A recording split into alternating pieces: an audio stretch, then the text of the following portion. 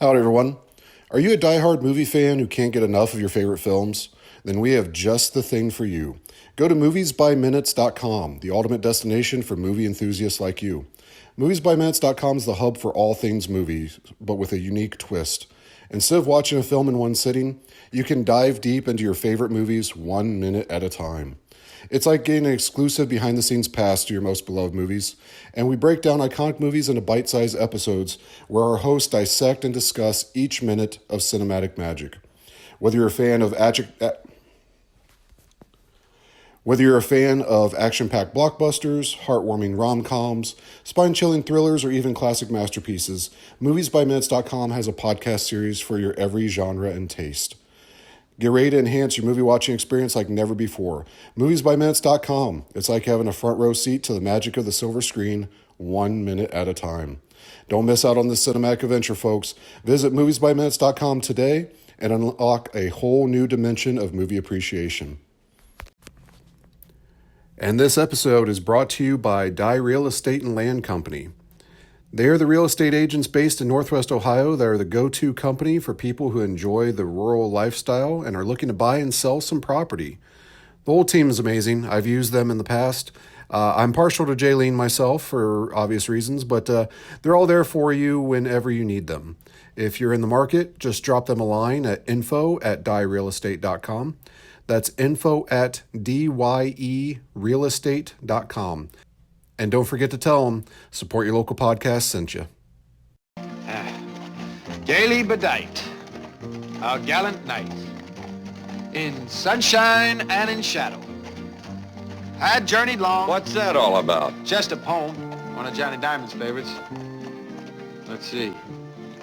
Gaily bedight, a gallant knight, in sunshine and in shadow, had journeyed long, singing a song, in search of El Dorado.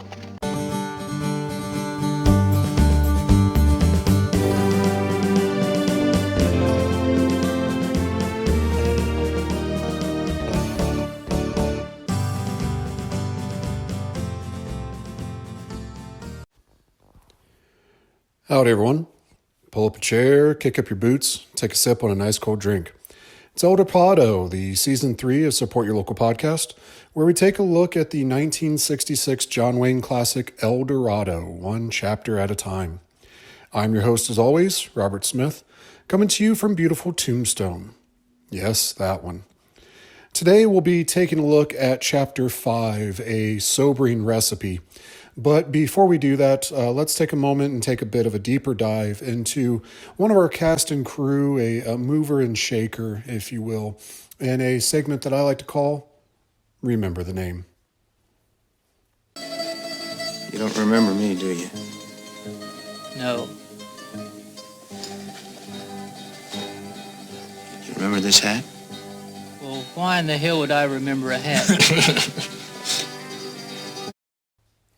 All right, welcome to another episode of Remember the Name. Today we are going to take a look at one Mr. Arthur Honeycutt, affectionately known as Bull in our movie El Dorado. Mr. Honeycutt, a very, very prolific theater actor in his earlier career. He finally stepped into the big screen in the early 1940s. 1942, he was in Wildcat, also in 42, Fall In, Pardon My Gun, 43, The Fighting Buckaroo, 43 as well, Law of the Northwest, Frontier Fury, Robin Hood of the Range, Johnny Come Lately, Hell to the Rangers, Riding West.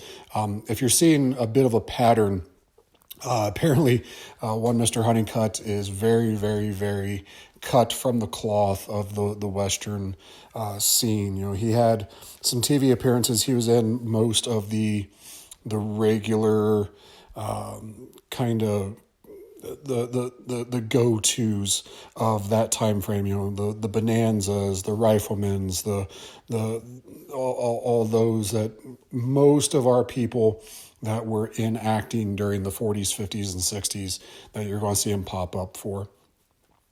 But back still into the 40s, we have Border Incident, Stars in My Crown, A Ticket to Tomahawk, Broken Arrow, not the John Travolta classic, Just kidding. Two Flags West, Sugarfoot, Passage West, The Red Badge of Courage, Distant Drums. Finally, in 1952, one Mr. Arthur Honeycutt is actually a Academy Award nominee. He was nominated for Best Supporting Actor as Zeb Calloway and also the narrator in The Big Sky.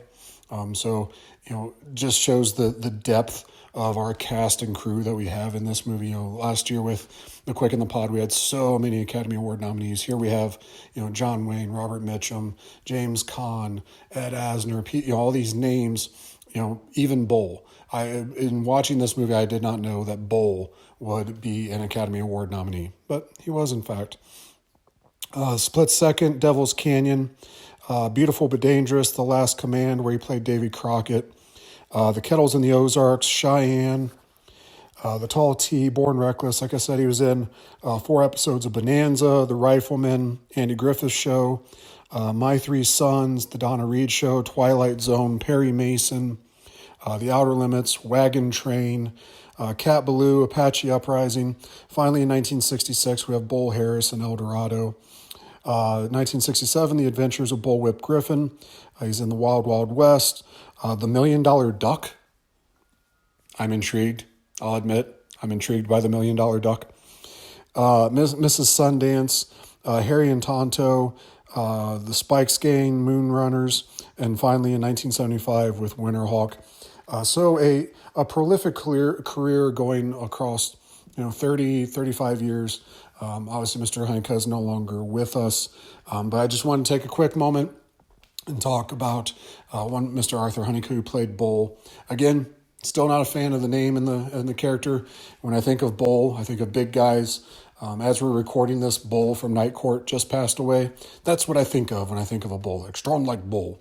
But, hey, he blows a bugle when he comes. This has been Remember the Name. Hey, I suppose I've asked this before, but just who is he? Tell him your name, Mississippi. Alan Badillion Traherne. Well, no wonder he carries a knife. And we're back. We left off last chapter with Mississippi and the Duke murdering several innocent cacti before riding off ahead of the posse that's there to chase them from the environmental agencies. We start today with the pair riding into Main Street of a town at night. It's dark, so I can't see any signs of the buildings or anything identifying it as the same street we saw JP walking down in the beginning. However, as the Duke told us at the end of last chapter that they'd be getting to El Dorado around midnight, and as sparse as towns were back then, and they even are now, I have to imagine that they've arrived at El Dorado. Mississippi asks where they're going, and the Duke says that they're going to go see a girl, which, poor Maudie. I mean, we saw earlier that the first thing the Duke likes to do when he gets in town is find a girl and give her the old dominoes. But, this time they're literally right here in El Dorado, where presumably Maudie also still is. So, poor Maudie. They ride back into what could only be called like a back alley, and the Duke hops off his horse and knocks on a window to one of the buildings. Poor Maudie. Not only does the Duke hook up with a prostitute, but one he has to sneak into the back alley to see, We cut to the inside of the building and we see, hey, that is Maudie. A very suggestively dressed Maudie at that. She's either tying or untying her shoes. I'm not sure because, well, frankly, I'm noticing the black stockings and bustier that she's half wearing. Even for 1960s, it's yeah. At the knock on the window, she grabs a robe and she throws it over her shoulders before walking to the window and seeing that it's Cole coming and knocking at her place. And little sidebar here. This does very little to answer my previous question of where the hell everyone was earlier in the movie when Cole was leaving town. That was clearly a place not right there in the middle of town, because we saw, Bull coming up. And if Maudie is in this state of undress, presumably she's getting finished for the night, then this would be her place. So maybe the sheriff has a little place outside of town and he has the mariachi band on retainer rather than Maudie? Question mark? Still not quite sure. Though I guess it does make a bit more sense that that place is where the cold, hard, uncomfortable bed was that the Duke was guaranteed not to be bounced around on. And, the sheriff has a worker in Linda. Maybe that does jive. Maudie is rightfully surprised to see Cole. And after Cole tells her they need to talk but keep it quiet, she says she'll meet him at the door. So before walking over to it, she does what we're all doing. She's, checking her out in the mirror and making sure that she's looking, as Ric Flair would say, all the way live. Woo! She meets him at the door, and we see as the Duke is beginning to tell Mississippi something that the door was literally right next to the window. So my question, why didn't he start there by knocking on the door first? Don't get it. Anywho, Maudie opens the door with her robe still open, and she begins to talk to Cole before she notices that he is in fact not alone. And in fact, there is a Mississippi sitting atop his horse there. She finally finds a bit of modesty and closes her robe as James Caan quickly kind of stutters out his wordy name in introduction. The Duke walks in, he leaves poor Mississippi to watch as he kicks the door shut with his boot, and he begins a hugging and a squeezing on Maudie. It cuts to the interior of the two. They're still hugging, and I notice that they don't kiss. When we last saw these two, the Duke was breaking Maudie's heart and riding off into the sunset, but he at least kissed her on the way out. So now this appears to be nothing more than just a friendly embrace of someone he hasn't seen in a while. But meanwhile, from the checking herself out in the mirror to opening the door looking the way that she did, even the look on her face as they part from the hug, Maudie is DTF. Big time. The Duke sobers up the mood quickly as he needs to ask Maudie some questions. Did any strangers ride into town recently? Also, did anyone with a big scar across his cheek named Nels McLeod with 4 or 5 riders come in? And Maudie says she's heard the name before, but they haven't come into town and she would have known. And incoming catchphrase from me. But I found something interesting here. I'm definitely going to have to get that shirt made. The Duke had asked her if Nels was riding in with 4 or 5 guys. Now, when we left Nels at the bar, he originally had 3 guys with him. But poor Charlie didn't quite make it, thanks to Mississippi. So he has Milt and Pedro. So 1, how would the Duke know that he had more people with him than what was in the bar? Or 2, how would Nels have time to get other guys and still potentially make it to El Dorado before Cole got there? Perhaps the thought is that Nels had already made it to Bart Jason's place and picked up a couple homies. Maybe? Question mark. Now, he's pretty sure he's made it in time before McLeod shows up. Now he wants to know what happened to JP while he was gone. And apparently after Cole left, Maudie didn't see much of him other than stopping in for a drink once in a while. So maybe Maudie owns the saloon from earlier? Question mark. Anywho, JP was lonely and a woman came into town on the stagecoach. The Duke correctly guesses that she must have had big sad eyes and a long sad story because that's his type, which that led me to several questions. 1, we found out earlier that there was some sort of something that happened in the past between Maudie and JP. And we know that when Maudie first met Cole, not JP, stay with me on this one, I do promise it's going somewhere.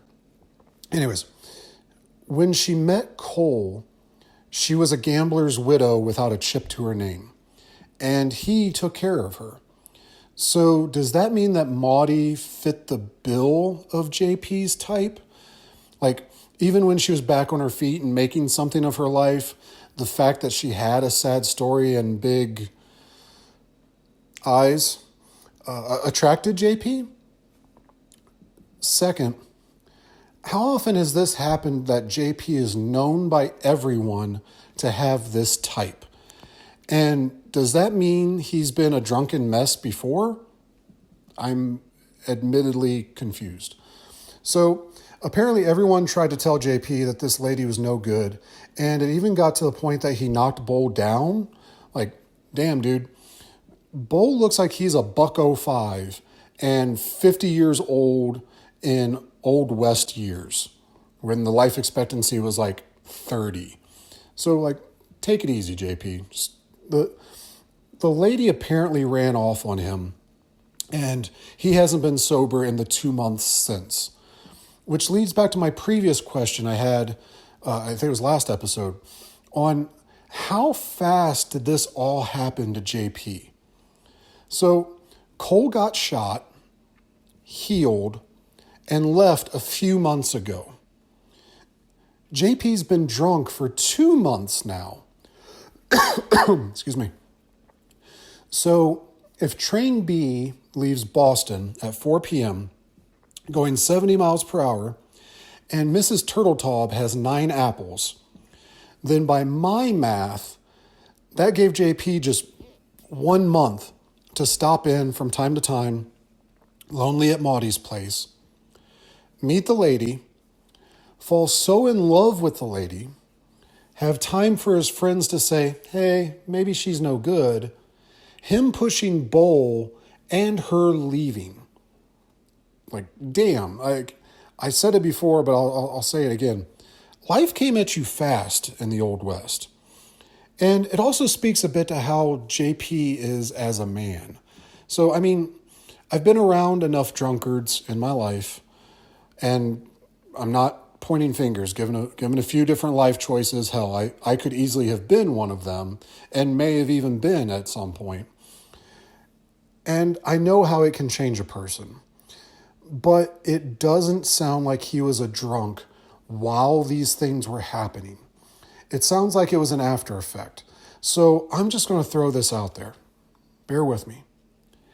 Maybe JP's a dick. Just saying. Cole confirms he can meet him over at the jail, and Maudie says he's still the sheriff, though I don't know why. Which, let's put a pin in that, because I'm sure I have more to say about the political landscape of El Dorado in a minute. Maudie then says she'll have a room and something for the Duke to eat when he gets back, which, wink, wink, nudge, nudge, She 1,000% puts her DTF look back on, but alas, the Duke just politely removes her hands and walks away. Now, the Duke is 59 when this movie was made. Peek behind the curtain. And Charlene Holt, who plays Maudie, is only 38. And I get it that maybe Blue Chew wasn't a thing back then, but alas, she's giving him all the signals.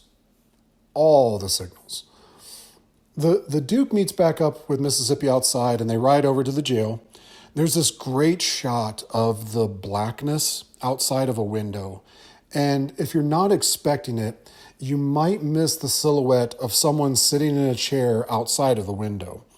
And it's again, much like the ambush with Milton Pedro back an episode ago. It's just an awesome job that the DP and the director are doing, playing with light and shadows. If this was another movie, if you put a sinister score over this image, and all of a sudden you're in a Bray Wyatt promo or something from The Conjuring, and the Duke in Mississippi are halted by the voice behind the shadow as he tells him, "You shall not pass." Well, at least he tells them that's as far as they're getting until he knows what the hell they want. But he stands up, and is an even bigger, imposing specter, silhouetted behind the light coming from the window. And we recognize the voice as Bull, but he's definitely not the friendly type that he was earlier.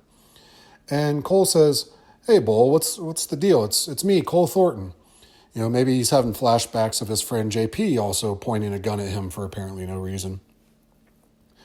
And Bull finally greets him and says he might have recognized him if it wasn't so dark and if he wasn't trying to figure out what that other guy was wearing on his head. Again, the guy's not wearing a suit of armor. He's not wearing fucking antlers. It's just a hat. Just a hat. Mississippi even says, "It's called a hat." To which Bull replies, "Well, I guess I'll have to take your word for it." And after the introductions, the Duke tells Bull he's seen Maudie and heard about the sheriff. Bull waves vaguely towards the door and he says he's back there somewhere. He warns Cole that since you've known him longer than I have, then you know to be careful waking him up, as he's a mean drunk and he hasn't put the stopper in that bottle in a coon's age. Which, by my math, a coon's age is now only 2 months. And I always thought that term meant much, much longer than that, and that it meant that raccoons lived forever. But no, not at all. 2 months. 2 months. That's it. Who knew? He asks if there's a place to put the horses under cover, and that not everyone find out that he's back in town just yet. Bull gets the hint, and he asks if something's going down, and the Duke tells him Bart Jason's up to no good. Bull says he's not surprised and that he had an itch on the back of his neck he used to get when a Comanche was around and he couldn't see him. And he leads the horses along with Mississippi along toward the side of the building as the Duke goes into the jail. We cut to the inside, and I see something that I just have to comment on. For all the times that I shit on continuity in these movies, in every movie, and I admit I'm a bit of a snob with that, this movie has an awesome bit of continuity that doesn't really have to be there. As the Duke is walking across the front room of the sheriff's office, there is a window in the background. And we actually see the continuation of Bull and Mississippi walking the horses towards the back of the building. And your eyes are, of course, on John Wayne, and it's easy to not notice. And truly, if it hadn't happened, I'm fairly sure that no one would have said anything or even noticed. But the fact that it is there, I have to give props to the movie. It is a beautiful, beautiful piece of continuity, and I will give props when I see it. Also, seeing the interior of this, I'm not 100% sure if it is the same one, but this looks just like the same sheriff's office I've seen in countless movies. And one that you would be familiar with is Support Your Local Sheriff. Go see season 1 of the show. And I'm pretty sure Rio Bravo, given that so many of these movies were shot at the old Tucson studios, it's a good chance that it is in fact the exact same room. I'm not 100% sure. Cole walks across the room to the back, and we see a sleeping J.P. Hare on a jail bunk. And this creeping silhouette of the Duke's shadow passes across his prone figure. And with the cowboy hat on, there's this moment where the Duke's shadow looks a little bit like either Freddy Krueger or Indiana Jones, depending on which fedora wearer your mind goes to first. And the Duke lights a match and he ignites a lantern lamp, which, to the movie maker's credit, very slowly brings up the lights in the room. Too often you'll see someone light this little match or a small lantern, and automatically the bright spotlights of Hollywood illuminate the entire room. But here it's done very well and very believably. John Wayne stands there, and he's looking in disgust at the sheriff lying there. And at this point in time, he doesn't really look that bad. We'll see in a bit that he's definitely disheveled. But the brief glimpse we got just a moment ago, he just looked like someone laying there. And if Mississippi and Cole got in town at midnight, like he said they would, they've been to Maudie's and then over to the jail. It's very conceivably 1 a.m. at the earliest. So what's so wrong with a guy sleeping in the middle of the night, especially if he has a guy like Bull there to take shifts with on the lookout? The Duke hollers, "Hey!" but it's to no avail. So he looks around the room and he sees what looks like a brass bucket. And he picks it up, and I promise I'll remember to make this the screenshot for this episode on Facebook. The Duke stands there a moment and cocks his hip before dumping the liquid on the unsuspecting JP. And I laugh at this every time because the little hip cocking that he does looks like he's standing there with a sassy attitude. And here we have what many may call like the pinnacle of macho masculinity in John Wayne. And I don't know, you'll know what I mean when you see it. Also, notice I called what he dumps on him the liquid. We have no idea what was in that bucket. Is that the water bin for cleaning up? Or is that the piss bucket for the jail cell? I'm going to guess that the Duke wouldn't dump piss on his friend. But we do learn later that JP is a bit pungent. So maybe. Question mark? It's something that we see again in Pirates of the Caribbean when they wake Mr. Gibbs in that pigsty. If only there was a second bucket for him to dump on JP, I'd love to see the facial reactions of Robert Mitchum yelling, "I'm already awake," and the Duke saying that one was for the smell. But alas. This, of course, wakes up JP, and when he reaches for his bottle of booze, the Duke kicks it out of his hand. And he looks like he recognizes Cole, and Cole says he's looking at a tin star with a drunk pin to it, which, sick burn. And JP says, "Woohoo! Cole Thornton's here. Why don't you help me up, Cole?" And when he does, he belts the Duke across the face. He does get a couple rib shots in when Cole takes what appears to be some big metal plate, or maybe it's a bedpan to go along with my piss bucket theory, and he rings the bell of JP. And there's this great cross-eyed expression from Robert Mitchum at the blow. And I'm reminded of the classic episode of Monday Night Raw. Yes, guys, I'm a wrestling fan, I'm sorry. Where Stone Cold Steve Austin attacks Mr. McMahon in the hospital. And we get the loud clang of a bedpan shot upside the head. The Duke rears back to return the punch, but Bull stops him, yelling from the doorway to not even bother because he wouldn't feel it. So even in 1966, they knew what the Joker proved to be true in The Dark Knight. You never start with the head, because then they won't feel anything after that. Rings true. He lets go of JP's shirt, and we get a great delayed timber as he goes tumbling back down onto the bed. Cole says, "Well, I'll owe him one still." And he asks Mississippi or Bull if they know a surefire way to sober a man up. Since they were all out of Screamin' Indians, Bull's idea wasn't very useful. However, Mississippi does remember a recipe that Johnny Diamond used to talk about, and Cole sends the two to wake up the general store owner and gathers the supplies. Bull hollers, "Watch out!" as JP smashes a chair, fortunately on the bars of the cell around him, instead of on the head of Cole. And Cole finally evens the score by punching JP and knocking him back unconscious. He then calmly turns back around and he asks what they're waiting for. Just another day in the office of punching my drunk sheriff friend who just tried to maim me. It must be Tuesday. We dissolve back to Cole in Mississippi standing at the table inside the jail. And there's various bottles lying around as Mississippi mixes the ungodly concoction in a pan. And I did a little bit of looking up to see what exactly, he names the recipe in the movie, but I didn't know what a lot of those fancy words were, so I took the time to look them up just for you guys.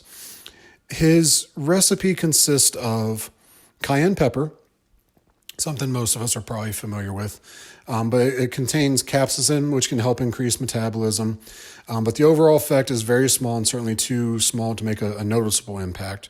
That's quotes from the webpage that I got this from. Mustard, the hot kind, also metabolism. So from all the metabolism talk, I'm thinking that they're trying to burn up the alcohol in his system a little bit quicker than it would. Epicac, which is used to rapidly force vomiting. And it would be used when, back in the past, when people ingested poison. So basically a quick way to pump your stomach. Asafoetida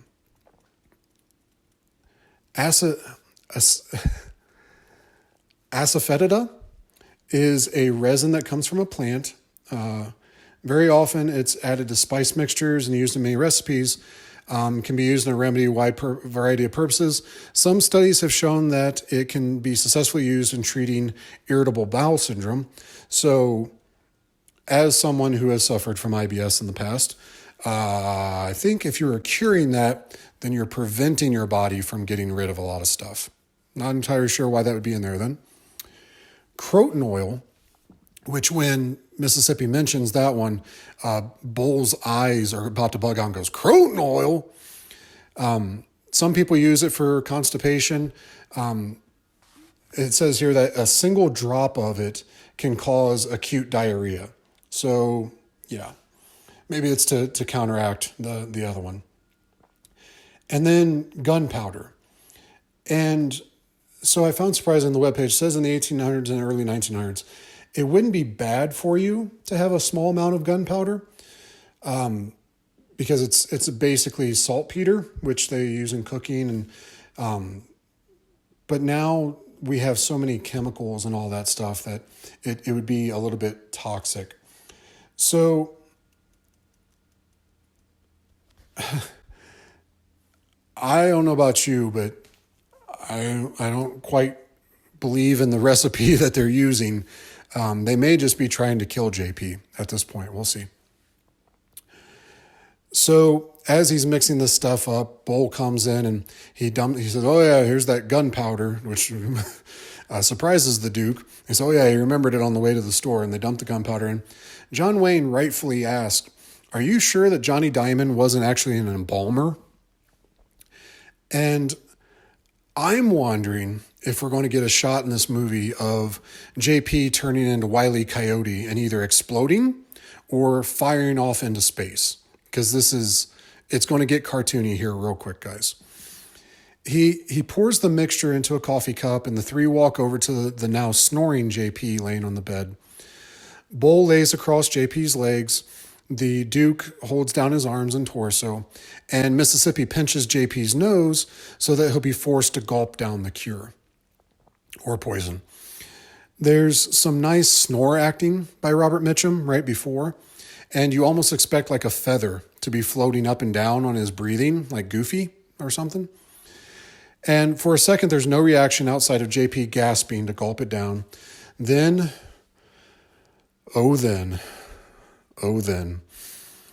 we get what is the funniest moment in the entire movie.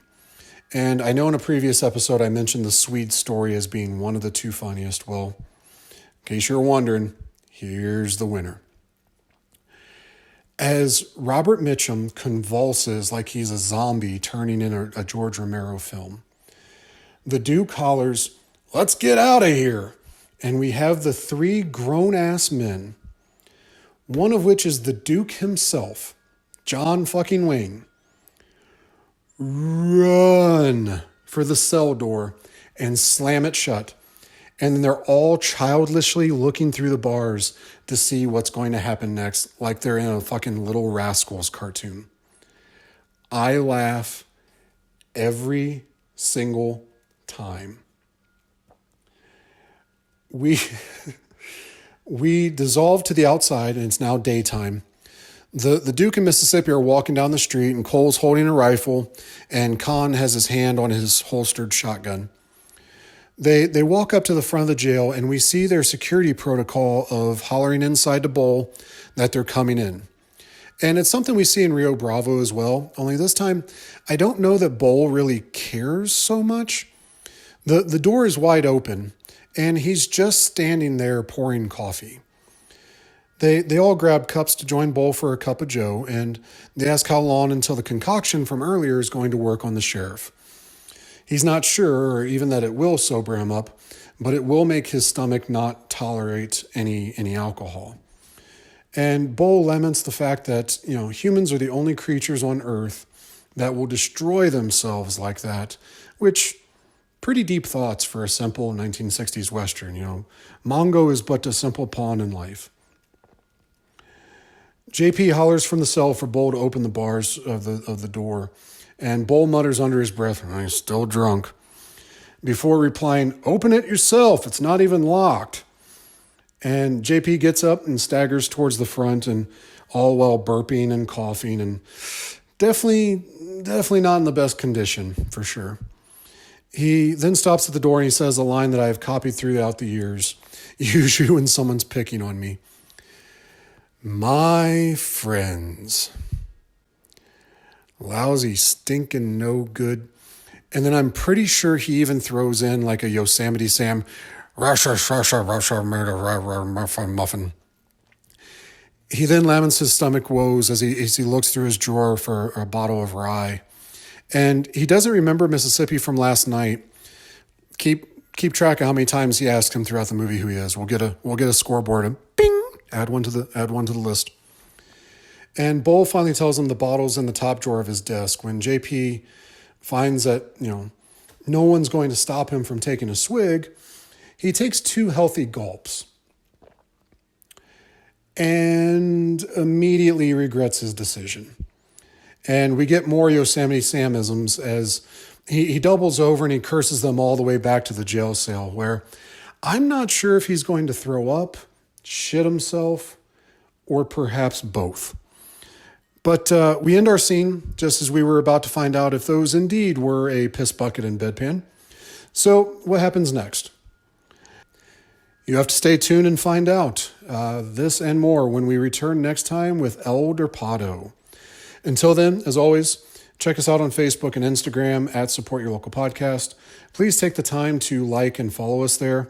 If you have a free moment, something that is absolutely free, but you can help me out a great deal with, is rating and reviewing us on whatever podcatcher you find us on.